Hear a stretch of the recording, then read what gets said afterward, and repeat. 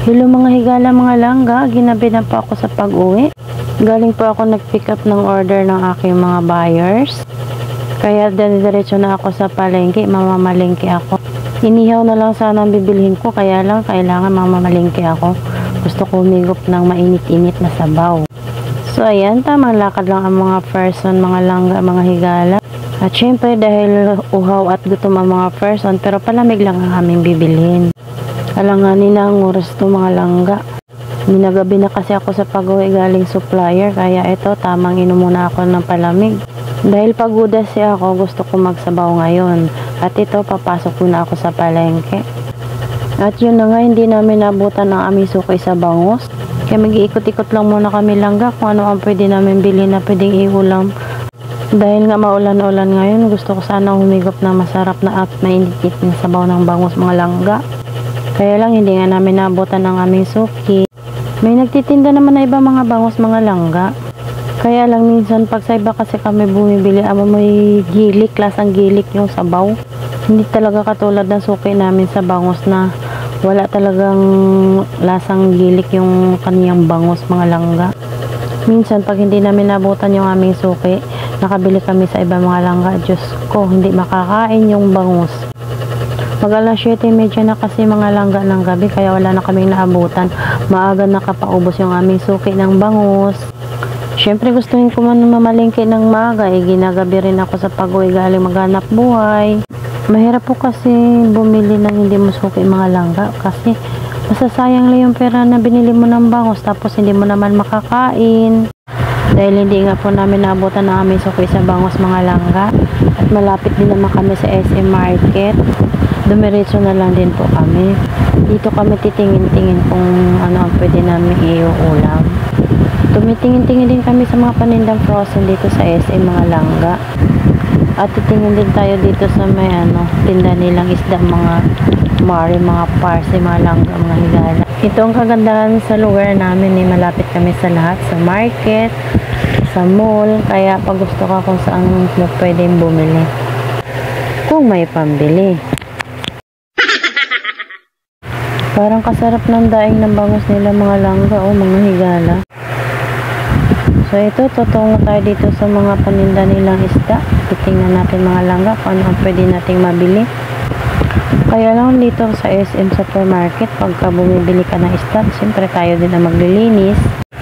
Hindi katulad sa palengke, pag bumili ka bangus, yung mismong tindera ang naglilinis, iaabot sa atin, malinis na.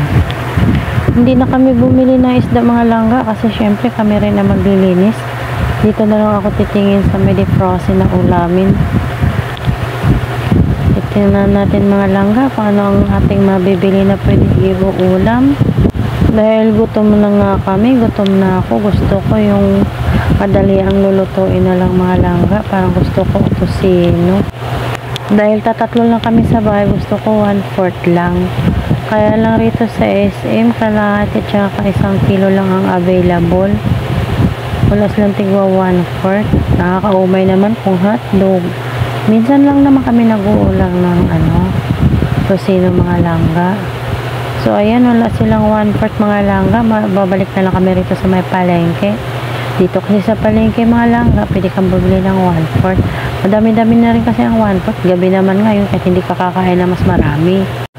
So ayan mga langga, 1/4 lang po ang aking binili. Kasya na po sa amin tatlo to. Gabi naman Tsaka may natira pa naman kaming konting gulay, yung inulam namin ng umaga at saka tanghalian. Bali dagdag lang tong tosino. So ayan, imbis na magsasabaw ako ng bangos, nauwi kami dito sa tosino, lalong walang sabaw. Pero okay lang yan. Ang importante may ulam mga langga. So ito, pagdating ko sa bahay, niluluto ko siya lagyan ko lang siya ng konting tubig mga langga para pakuruan ko siya para medyo lumambot. Yung iba po kasi pag nagluluto ng tosino, dinediretso na nila ng preto. Ako po kasi nilalagyan ko muna siya ng tubig para palambutin ko yung laman. Sabi nga po, sa pagluluto, may kanya-kanya po tayong style. Kayo din po ba, pinapakuluan nyo muna po ba ng tubig? So ayan mga langga, nalagyan ko na siya ng tubig at sinalang ko na rin siya At syempre kumukulo na rin at balik-tarin lang natin para umimpis yung tubig at para maya-maya malagyan na rin natin to ng mantika. Pero syempre gayat-gayatin ko muna to siya ng pino para ayan, malapit na to maluto mga langga. Kunting tiis na lang, tayo ay kakain na. Paimpisin ko lang yung tubig mga langga bago ko siya ikat ng mga maliliit. Syempre pangit naman na ihahain natin sa lamisa ay malalaki. Maya-maya pag wala na tubig to mga langga, pag naimpis na, buhusan ko siya ng konting-konti lang na mantika. Dahil mag-alas 8 na mga langga, nakakaramdam na ako ng gutom. Kumakalam na ang aking sikmura, kaya maya-maya maluluto na rin ito. Kakain agad kami mga langga. Dahil ginabi na nga po tayo, so ayun, gabi na rin tayo nakakaluto. Pero syempre, konting tiyaga lang, ganun talaga paghahalin tayo sa hanap buhay. Minsan mapaaga ang uwi, minsan naman ginagabi. Lalo't lalo mapasabak tayo sa traffic, kaya konting pasensya talaga. Kahit gutom ka na, kailangan natin magtiis. Medyo malambot na ang karne mga langga, ay ang tosino pala. Paimpis na rin yung tubig. Masarap kainin pag napakaluan talaga langga. Para sa akin na, kasi sanay akong pinapakuluan ko ang bawat pagluluto ng tosino. Dahil konting-konti na lang ang tubig mga langga. Pero ito, gayat-gayatin ko lang siya ng pino. Gamitan ko siya ng gonting. Liitan ko lang siya mga langga. Gagayatin ko lang, hiwa-hiwain ko lang. Kasi masyado siyang malalaki. Ang maganda lang dito sa sa tosino na to, malasa siya. Parang same lang din kasi ang lasa ng tosino mula sa mall, mula sa supermarket. Tapos same lang ang lasa dito sa may palengke. Sa palengke nakakabili ka ng 1/4. Pag sa mall ka, kung ano talaga yung nakalagay sa supot, yun na talaga yung bibilhin mo. At dahil nagayat ko, nalagyan ko lang siya ng konting mantika para masarap siya mga langga. Halo-haloin ko lang to siya sandali mga langga at pwede na siya ihahain. Kagandahan lang sa palengke mga langga, pwede ka bumili ng 1/4 kasi may tingi-tingi. Pero pag sa mall talaga mga langga, kung ano na po talaga yung nakalagay sa supot, yun na po talaga ang ating bibili. So ayan mga langga, yummy na siya, maluluto ng ating tosino. At ito na nga siya, charan! Luto na.